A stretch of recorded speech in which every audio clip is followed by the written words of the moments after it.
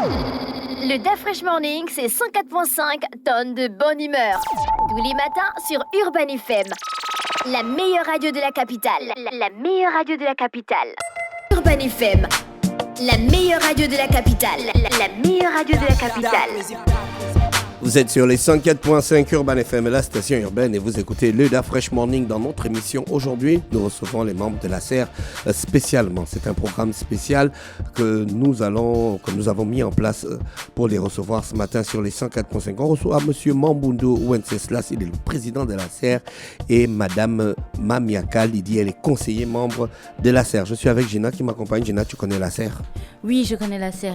Je connais la SER. Je pense qu'on a commencé à en entendre parler il y a plusieurs mois déjà. Donc, c'est une autorité qui a été mise en place pour garantir, enfin, je ne vais pas mieux l'expliquer mais j'ai envie de dire pour garantir la crédibilité des élections, le bon déroulement des élections. Et c'est pour ça qu'il ne s'appelle pas uniquement autorité de contrôle des élections, mais le R représente aussi référendum parce que ils ont commencé à travailler depuis. Monsieur le Président, bonjour. Bonjour. En général, les élections, c'est tous les 7 ans dans notre pays. Pourquoi mettre en place une telle autorité? Bien, il faut d'abord dire que il est important, je dirais, de revenir d'abord sur le passé qui est le nôtre en termes de processus électoral. Vous savez que nous organisons les élections démocratiques depuis les années 1990, après la conférence nationale. Au cours donc des diverses élections qui sont déroulées dans notre pays, on a constaté qu'il y a eu beaucoup de soucis. Les élections ont souvent été mal organisées. À la suite de ces élections, rappelez-vous 1993, très loin, peut-être certains d'entre vous n'étaient pas encore nés. Rappelez-vous 2009 et rappelons-nous 2016 qui a failli être une catastrophe nationale. Alors, la SER est un des éléments ou un des dispositifs qui ont été mis en place pour répondre à la question de la régularité et de la transparence des élections au Gabon. Dans ce dispositif, il est important de comprendre qu'il y a un dispositif institutionnel. Il y a le ministère de l'Intérieur qui va préparer les élections en amont. Ensuite, vous avez la Commission nationale d'organisation des élections du référendum qui va s'occuper donc, qui va être le chef d'œuvre. Ce sont eux. Dans l'ancien système, on parlait du CGE. C'est eux qui deviennent un peu la nouvelle forme du CGE et qui organisent les élections. Ensuite, vous avez la SER, dont le rôle est de certifier les résultats électoraux. La SER a particulièrement 3 missions. La première mission, c'est de veiller au contrôle de la loi électorale, du processus électoral. La deuxième mission, c'est de s'assurer de la bonne organisation matérielle des élections.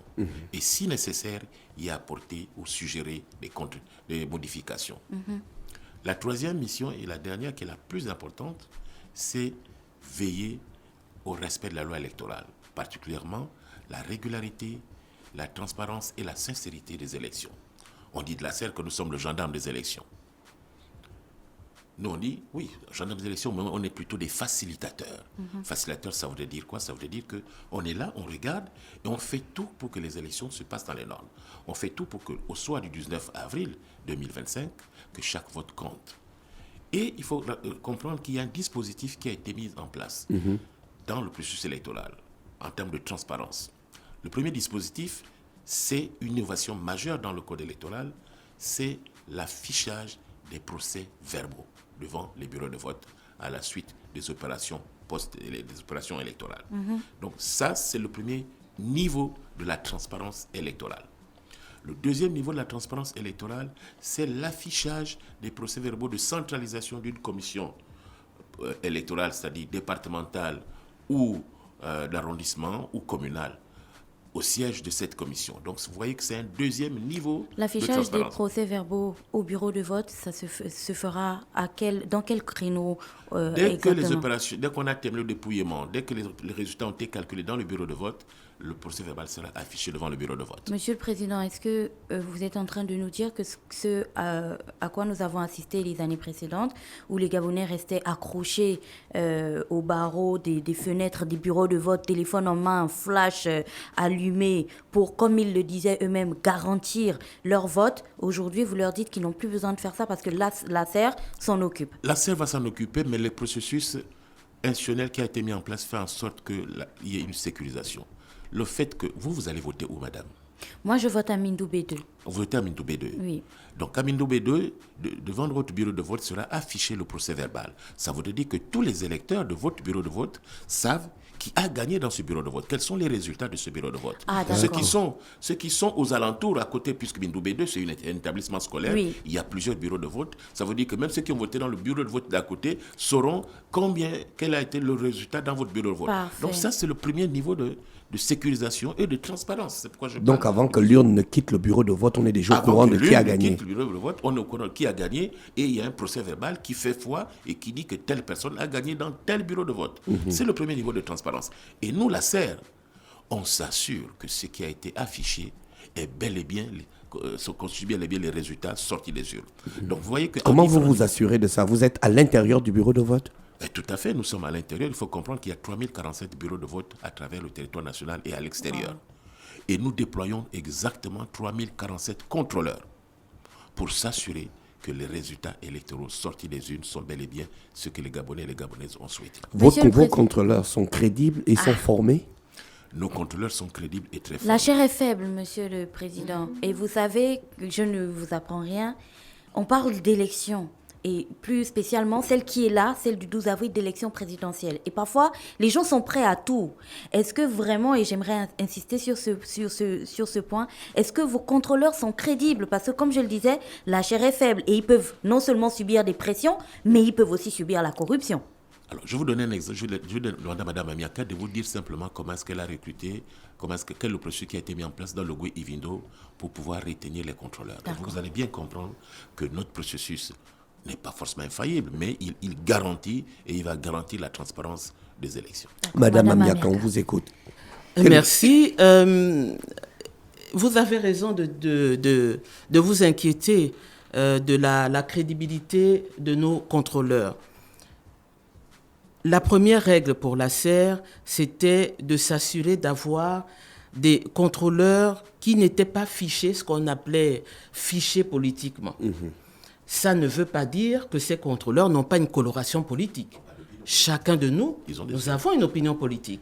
Mais là, il s'agissait de ne pas avoir un fichage, de ne pas être vraiment taxé, d'être un partisan d'un candidat ou d'un autre. On a essayé de veiller à ça. Et donc, pour rassurer madame, les pressions, on les a eues forcément. Le gros problème, souvent, ce sont les hommes politiques. Ils veulent absolument donner des noms, ils veulent absolument... Mais nous avons géré tout cela avec beaucoup de sagesse, puisque le dernier mot, c'est nous qui l'avons. Nous n'avons pas accepté de nous compromettre dans des choses qui pouvaient être compliquées à la fin pour nous, parce que nous avons une responsabilité en tant qu'ASER de gérer à bien tout ce processus. Donc, nous avons essayé vraiment, à l'aide évidemment des personnes locales bien implantées, d'avoir des listes d'individus qui nous paraissaient le plus possible crédibles. La consigne a été de recruter localement. Donc, ça veut dire que nous avons essayé de ne pas prendre de personnel à Libreville, d'abord parce qu'on ne pouvait pas le faire financièrement, mais nous avons donc pris localement. Les gens se connaissent. On sait qui est qui dans un petit bled. D'accord. On sait qui est qui. Mais par contre, vous allez avoir, et c'est un facteur de problème, des personnes qui absolument pensent qu'on est toujours dans l'ancien schéma où on emmène des listes et on pense que ça doit se faire comme ça. La SER y a résisté. D'accord. Là, on est en train de parler... Si vous permettez, il faut ajouter qu'au-delà de ce qui a été fait, il y a ensuite la formation. Oui. Nous avons formé des formateurs qui ont formé à leur tour ces contrôleurs. Ça vous a pris combien de temps? Depuis 2 semaines, nous sommes dessus. 2 semaines et demie, je dirais, nous sommes dessus. Quels sont les profils de vos contrôleurs? Niveau scolaire, il y en a qui sont même magistrats, laissez-moi vous le dire. D'accord. Des enseignants d'université. Des enseignants, des infirmières. Des étudiants. Des étudiants qui ont la compétence. Il y a eu des tests qui ont été faits pour s'assurer que ces personnes sont capables de remplir d'abord un rapport parce qu'on ne vient pas simplement reconnaître, de comprendre la loi électorale. Et donc, ils ont été formés pour leur rôle, le rôle qu'ils ont à jouer dans un bureau de vote à côté du personnel électoral. Pour mettre en musique tout ceci, Monsieur le Président et Madame Amiaka, vous avez un bureau avec 9 conseillers membres. Et je sais que les contrôleurs qui vont suivre cette émission, qui nous écoutent, il y a peut-être certains qui se disent pourquoi vous vous inquiétez pour nous et vous ne posez pas aussi la question sur les conseillers membres. Je sais qu'il y avait eu l'appel à candidature du ministre de l'Intérieur où les conseillers membres devaient envoyer leur candidature et vous avez été choisis parmi plusieurs Gabonais, je l'espère, qui avaient envoyé leur candidature. Aujourd'hui, lorsque on parle du coup de ce bureau de conseillers membres, quels sont les garde-fous que vous avez mis à la serre afin que vous-même, vous ne soyez ni partisan ni manipulable? L'élection, ce sera le 12. Entre le moment où les Gabonais, moi y compris, nous allons voter, et le moment où les résultats vont sortir, il peut se passer beaucoup de choses. Quels sont les garde-fous que vous-même vous avez mis afin que, si les contrôleurs n'ont pas flanché, vous-même, conseiller membre, vous ne flancherez pas? Alors, il faut d'abord revenir sur le processus de recrutement des 9 conseillers membres. Oui. Il est important de souligner important. ce processus. Et il faut se féliciter de ce processus qui a été mis en place dans le cadre d'abord du code électoral et ensuite appliqué par l'ACNOCER qui a supervisé le recrutement. 256 Gabonais ont répondu à cet appel à candidature. Wow. J'ai été 2 fois candidat à la présidence du CGE, on ne dépassait pas 15 personnes. Là, il y a 256 Gabonais qui ont répondu. Ça veut dire que les Gabonais font de nouveau confiance en leur système politique. Ça démontre aussi un désir d'ouverture. On aurait pu faire les choses autrement, mais on a fait un appel à candidature pour donner la possibilité à tous les Gabonais. Lorsque j'allais déposer mon dossier, j'ai croisé un maçon qui est allé déposer son dossier. C'est ça la démocratie, c'est croire que tout est possible. La deuxième chose, la commission qui a analysé nos dossiers a passé nos dossiers au crible. Au crible. Et il fallait répondre à des conditions précises. Il fallait par exemple ne pas être membre du Conseil économique et social. Conseiller économique. Moi j'étais conseiller, j'ai donné ma démission pour pouvoir répondre à la loi. Ah, d'accord. C'est pour vous dire que vous avez renoncé à quelque chose. J'ai déposé ma démission avant de déposer ma candidature. Je n'étais pas assuré d'être membre. Mais vous y croyez. Mais j'y croyais, j'y croyais. Donc il fallait respecter la loi. L'ensemble de toutes les personnes qui ont déposé leur candidature et les 9 retenus correspondent à ce que la loi électorale veut en termes de personnel. La troisième chose qu'ajouterais, nous avons prêté serment. C'est la question que j'allais devant poser. la Cour constitutionnelle. Tous autant que nous sommes les 9 membres, nous tenons à ce serment. D'accord. Ce n'est pas simplement quelque chose qui est un rituel anodin, non. C'est devant la Cour constitutionnelle, vous savez dire que vous prêtez serment devant le peuple gabonais. Puisque la Cour constitutionnelle rend la justice au nom du peuple gabonais. Donc, nous avons prêté serment en réalité devant les 2 millions de Gabonais et devant les nombreux électeurs qui vont exercer leur droit de vote le samedi 12 avril prochain, dans quelques jours. Donc, pour nous, c'est fondamental. Et nous sommes prêts à y résister. Et j'aimerais y ajouter, il existe ce qu'on appelle un droit pénal des élections. Si nous ne remplissons pas nos tâches, ne soyez pas surpris, de façon correcte dans l'éthique, ne soyez pas surpris qu'on se retrouve, comme on dit au quartier, Ongata. D'accord. Vous savez, nous sommes à... Je voudrais, excusez-moi, rajouter pour vous rassurer aussi et rassurer le public, les électeurs, que lorsque cette autorité a été mise en place, les 9 membres ont été choisis, nommés par décret du président de la République. Mais il y a eu une élection. Le président n'a pas été désigné. Les conseillers membres n'ont pas été désignés pour être juste conseillers membres et d'autres membres du bureau. Il y a eu une élection interne, complètement indépendante. D'accord. D'ailleurs, monsieur le président, c'est quelque chose, on a râlé les 2 femmes qu'on était parce qu'on voulait prendre la tête du bureau. Donc, c'est vous dire déjà le mouvement qu'il y a déjà autour pour montrer qu'il y a déjà une transparence dès le D'accord. départ. Vous êtes déployé sur tous les bureaux de vote.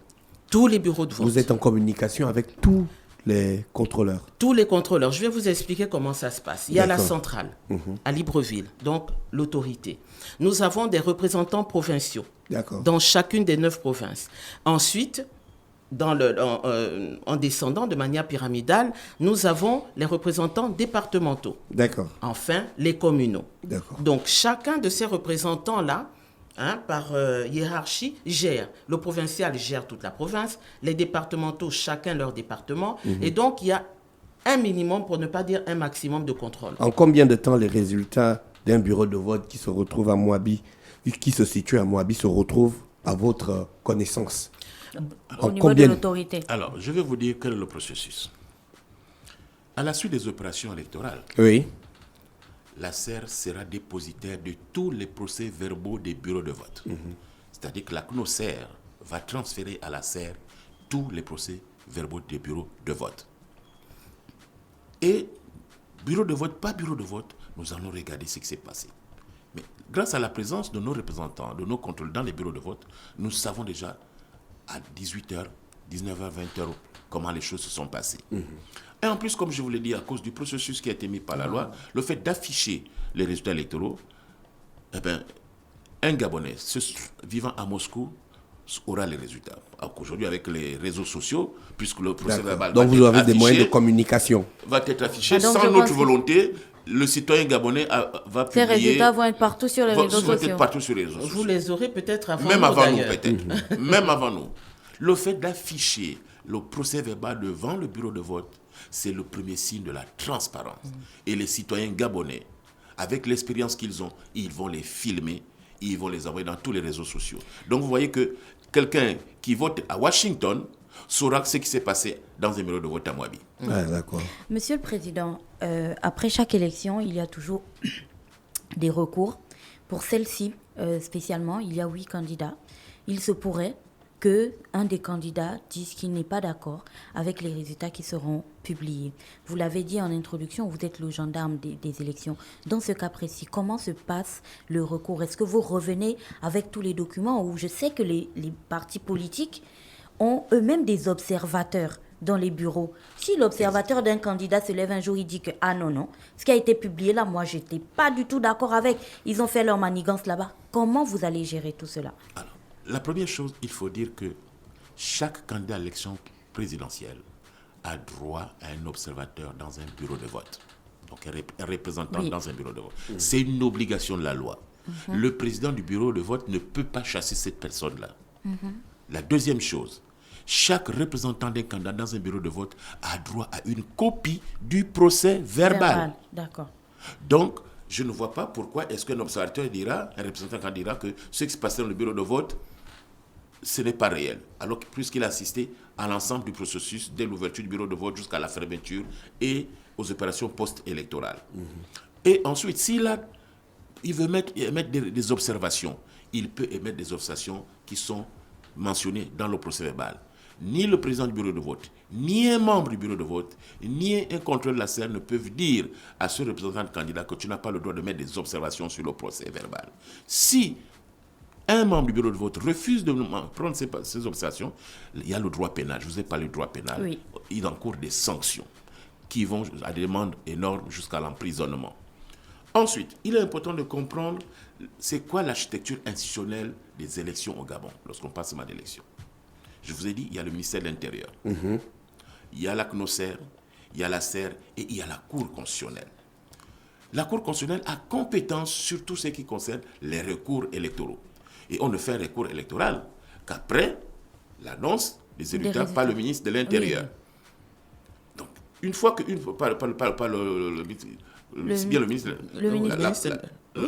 ministère de l'Intérieur.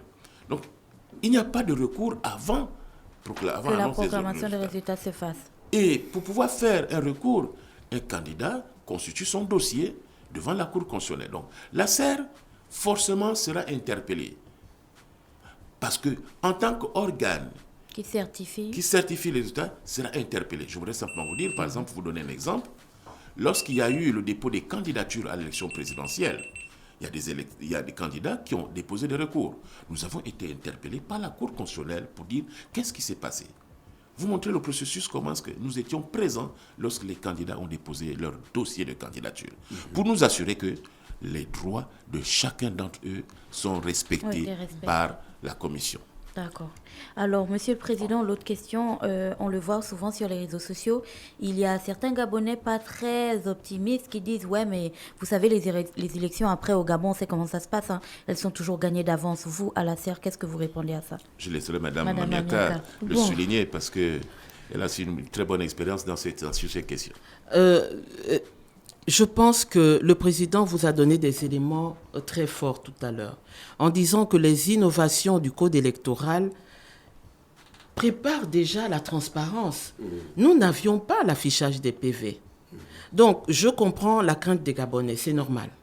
Après toutes ces années où les élections étaient contestées, pour plusieurs raisons, peut-être un peu trop d'opacité, peut-être un peu trop d'intervention du pouvoir, peu importe les raisons, cette fois-ci, le législateur a décidé que les choses devaient se passer le plus clairement, de manière la plus transparente possible. Et je vous assure que l'affichage des PV, pour revenir d'ailleurs à ce que vous disiez tout à l'heure, l'affichage des PV est déjà un grand pas en avant pour rassurer chacun. Et la participation de la SER dans ce processus, notamment dans le contentieux électoral, je voulais revenir un peu dessus, c'est que tout contentieux, nous sommes partis si la Cour constitutionnelle a besoin de nos lumières pour pouvoir trancher.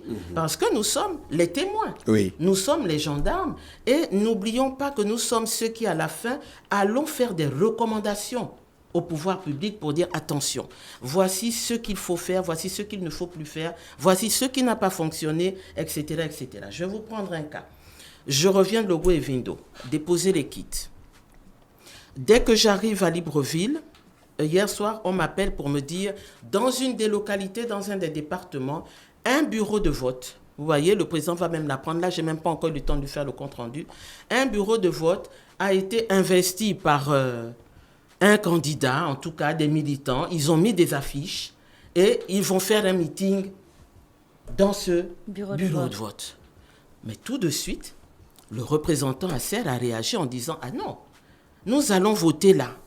Est-ce que c'est normal, même si la loi ne le dit pas expressément, ne l'interdit pas expressément, puisque nous sommes des jours avant. Mais quand même, il y a ce qu'on leur a aussi enseigné dans les formations, ce que la loi ne dit pas explicitement, mais vous avez l'éthique qui pose certains principes. Donc, quand ça ne vous semble pas cohérent, vous devez réagir. Et il a eu le bon réflexe. Il a remonté l'information au provincial pour dire « Je suis un peu embêté, le vote est dans 3 jours, mais il y a un centre dans lequel ils veulent venir faire un meeting, ils ont affiché des affiches de candidats. » Madame Amiaka, est-ce que la SER a tous les moyens financiers pour atteindre ses objectifs?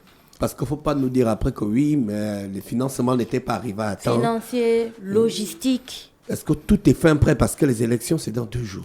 Bon, ça, vraiment, j'aime bien quand un Gabonais me pose cette question. Moi aussi. Voilà.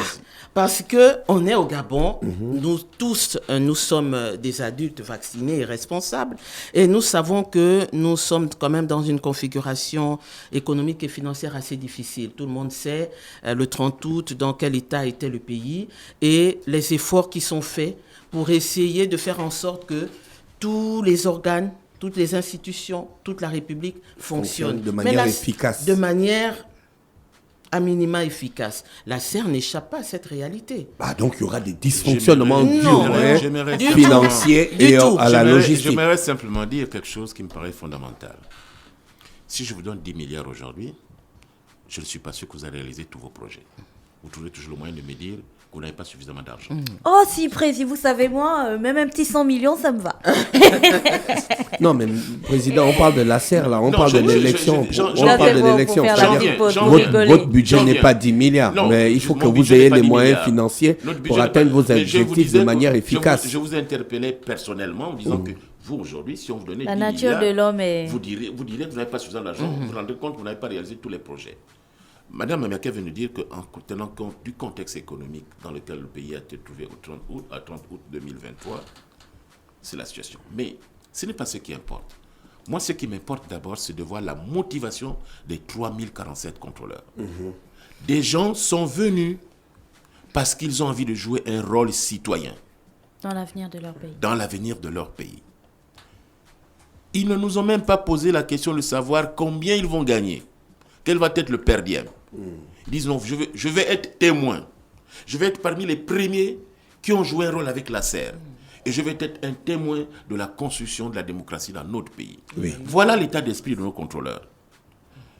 Même si vous n'avez pas suffisamment d'argent, Rien qu'à travers cet état d'esprit, vous êtes capable d'y aller très loin. Est-ce qu'ils seront identifiables dans les bureaux de vote? Ils seront identifiables avec une casquette, avec un chasuble qui identifie bien qu'ils sont contrôleurs.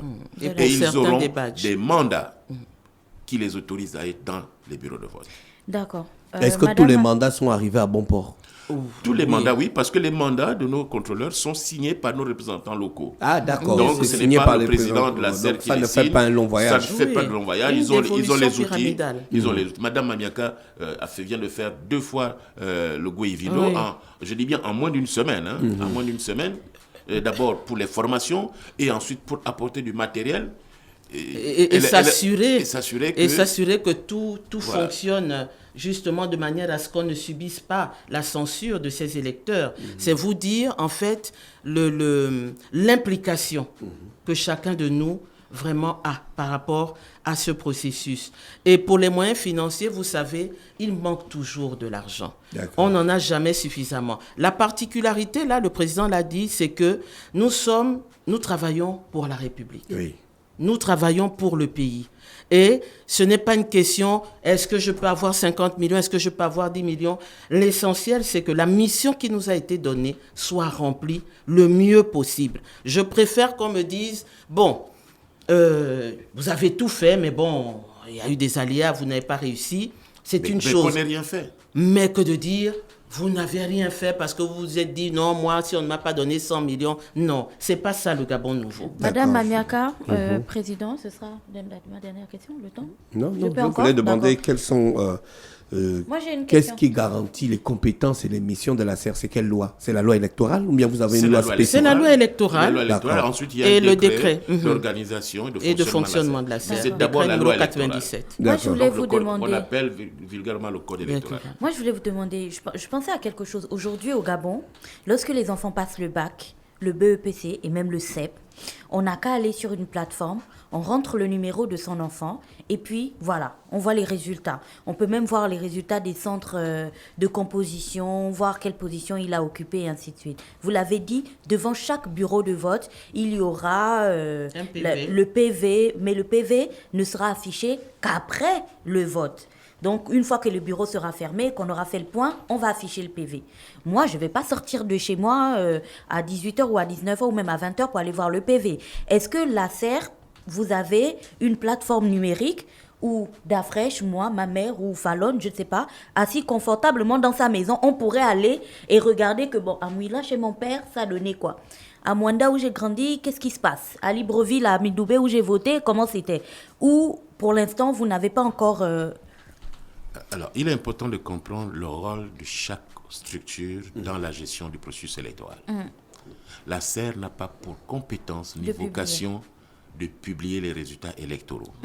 Ça relève du ministère de l'Intérieur.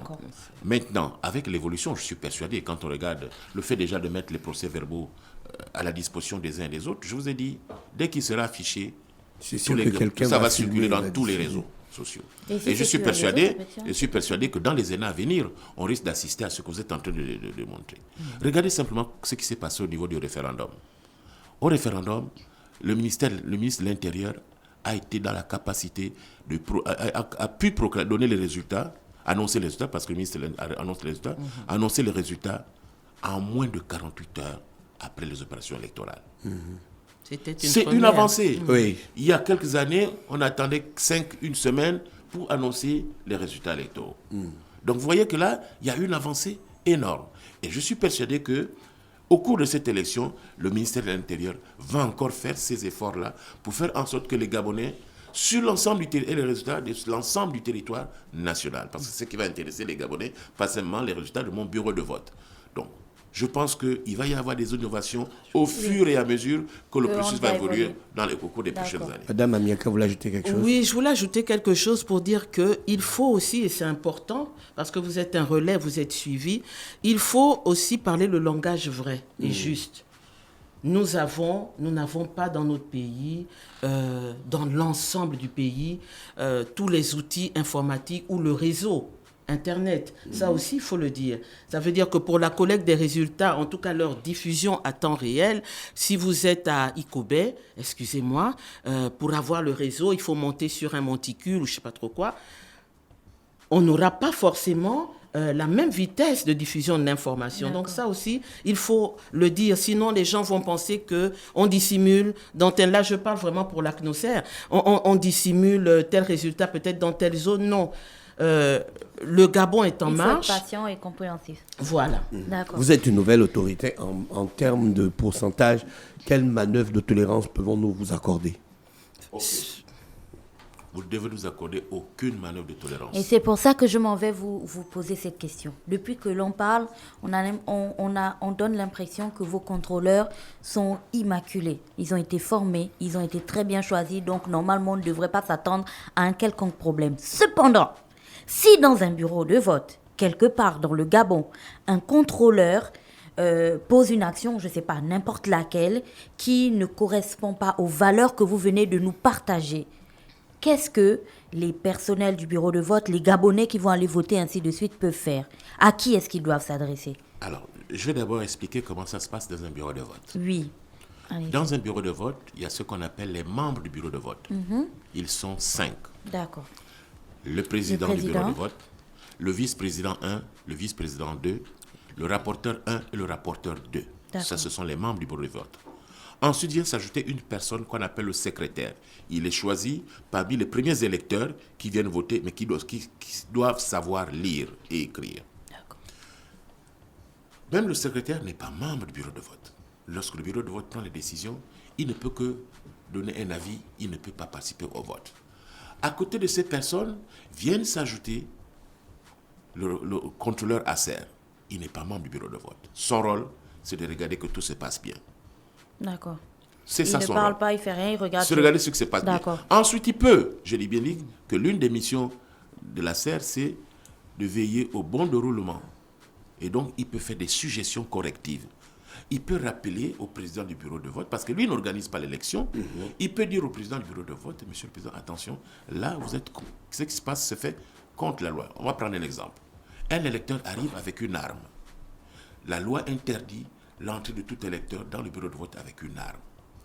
Si le bureau de vote laisse la personne entrer et commencer à vouloir exercer son droit de vote, notre contrôleur va rappeler au président du bureau de vote cette disposition de la loi. D'accord. Je prends un autre exemple. Un électeur arrive Ivre. avec un t-shirt au nom d'un candidat. Il veut voter. Les membres du bureau de vote n'ont pas fait attention avec une casquette. Il veut commencer à accomplir son devoir de citoyen, donc voter. Ils n'ont pas fait attention. Notre contrôleur va le dire au président du bureau de vote, monsieur le président, s'il vous plaît, il ne respecte pas la loi parce que la loi interdit à tout citoyen, tout électeur d'être dans un bureau de vote ou aux alentours d'un bureau de vote avec des éléments qui sont à l'effigie des candidats. Oui. Voilà le rôle de notre D'accord, c'est clair. Notre contrôleur. Madame Amiaka, vous voulez ajouter quelque chose? Je voulais vous dire que, parce que madame parlait de la fiabilité, en fait, de nos contrôleurs. Ce sont des êtres humains. Donc, vous ne pouvez pas vous attendre à ce que tout soit toujours linéaire. Il peut y avoir des manquements. Nous rappelons à l'ordre quand c'est le cas. Ça a déjà été le cas même avant que nous ne commencions. Et puis, il faut vous dire que le rôle, la difficulté que nous pouvons avoir pour essayer de pallier à cela, beaucoup de ces contrôleurs ont participé au processus électoral dans les années antérieures. D'accord. Et donc, ils ont, je vais appeler ça en guillemets, c'est impropre, les réflexes, l'état, peut-être, de leur participation à ce processus. De leur passé électoral. Donc, il leur est Exactement. difficile de changer de casquette. Pour leur dire, attention, là, vous n'organisez plus l'élection. Vous êtes les gendarmes. Mais des fois, c'est difficile et c'est là où il peut y avoir des faiblesses. D'accord. Ou des carences, ou des fautes. Parce qu'on a dû rappeler à certains pour dire, quand en formation, on les forme, on leur dit, voilà vos missions, etc. Mais ils vont toujours vous poser des questions pour dire, oui, mais si tel électeur fait ça, moi, je dois lui dire deux ou deux. Non. La CNOSER, les commissions électorales sont là pour ça. Vous relevez, vous appelez le président du bureau de vote ou le président de la commission pour lui signaler l'anomalie qui est contraire à la loi. Mais vous n'avez pas à vous mettre en avant.